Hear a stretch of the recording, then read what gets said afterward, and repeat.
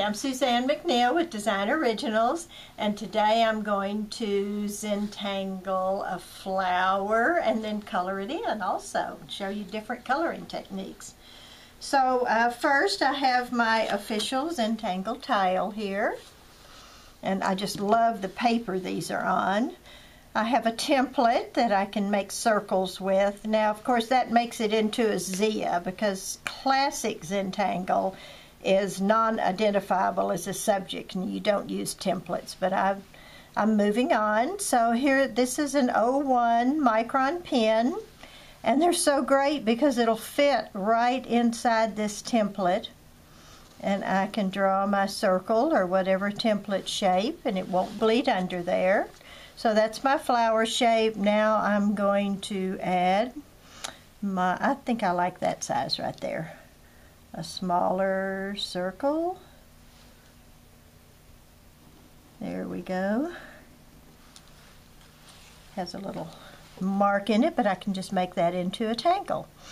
And I'm going to just draw a simple stem and then swoop this up for my leaf and add the center vein to my leaf. I'll swoop this side up for my leaf, add a center vein. So now I'm ready to start adding tangles. So my trick is I'm just going to draw a center line that goes across here, and then I'm going to make a cross. That way my petals of my flower will be spaced correctly. So I'm just doing that by eye, but it looks pretty darn close. So now I'm just going to pull my petal down. It's easier for me to turn my tile so that my hand is always making the same stroke for each petal. So I'm doing everything freehand except for the two first circles. And there we go with our repetitious pattern for Zentangle in the center of the flower. And I have one petal left. So there we go. I'm back to one. So now I can take and go in here and add another section to each flower. Again, I could turn my tile, but since these are smaller, it's easier to just replicate that shape for me. So I like that little flower. I might take here, since I had those little extra lines, and just add little circles in the center. Fill up that space and incorporate those little extra lines into the circles. And there we go. Nice little patterning there. Then on my stem, maybe I'll just do little diagonal marks. And when I get to my leaf, I think I'll do the crescent moon tangle on the top side of the leaf. Now I'm not coloring any of these in because I want to save that for doing the colors. And then on the bottom I'm going to just do some repetitious parallel lines. And I'm going to move over to the other side and repeat exactly the same thing. I just love Zentangle. It is so relaxing and enjoyable for me to do Zentangle.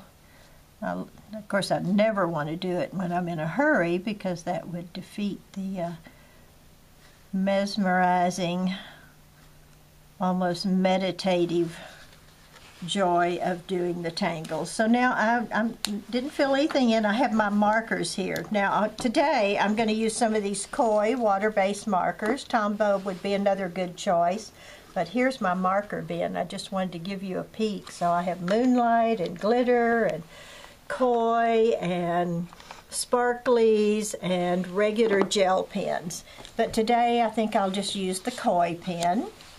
Do a little bit different coloration than the first one. I'm just going to go in here, and this wonderful tip, this is a brush tip on this Koi marker. so I can get right down there in those details and close to those lines very, very easily. I'm just going to give a start to the flower, and then I'll show you where I got all my ideas for the flower. So maybe a couple petals. Now, since this has a division line down the center, I could even decide to do each side of the petal in a slightly different color to give it more interest.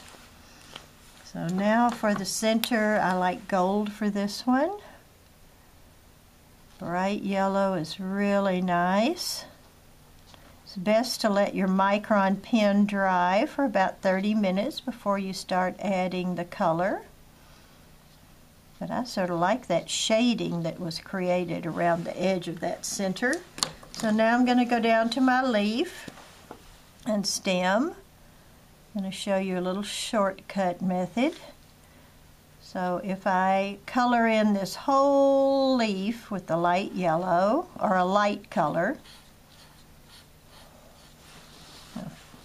easily and quickly these koi pens mark. Beautiful colors, they're really glowing colors. These koi pens and the microns are both by Sakura. They make wonderful products. So now I have my leaf. Now I can get a darker green, and I can go right over that lighter green. Always a darker color, especially in the same color family, works beautifully over the lighter color. Almost finished with this leaf. There we go. Let me try the yellow over that and see if it will lighten this green. If I do yellow over that light green, it's a little bit lighter. You see the difference in color? It's very subtle. And then I could actually choose a different green to go in here for my crescent moons. I think you can get the idea of how beautiful this flower would be. Now let me show you some of the other flowers I've done. So over here, these are different combinations, all based on basically round flowers. Sometimes the petals come outside and have little details. Sometimes they stay inside. Each one of these is done with a different type of coloring agent. Sometimes a sparkly marker, sometimes a watercolor. And this is the brand new book, Zentangle 9, Color with Mixed Media. You can see all the flowers in here, and each one tells exactly what coloring agent was used for that particular flower pattern. So simple to draw flowers, but they always remind me of spring and the beauty of color. So the basic steps for Zentangle, different patterns and ideas by different artists, different step outs. Like, let's just say you looked at this one and you go, oh, I like that pattern, but I'm not sure where to start. But the step outs show you the exact steps and how simple it is, or even variations, same drawing but different coloring. So beautiful projects in here. Lots of fun things. Expanding Zentangle into Zia's, Zentangle Inspired Art. And this is actually a workbook, so in the back there are spaces to draw or play with more tangles, and always 30 to 40 new tangles in every one of my series of books. So enjoy Zentangle.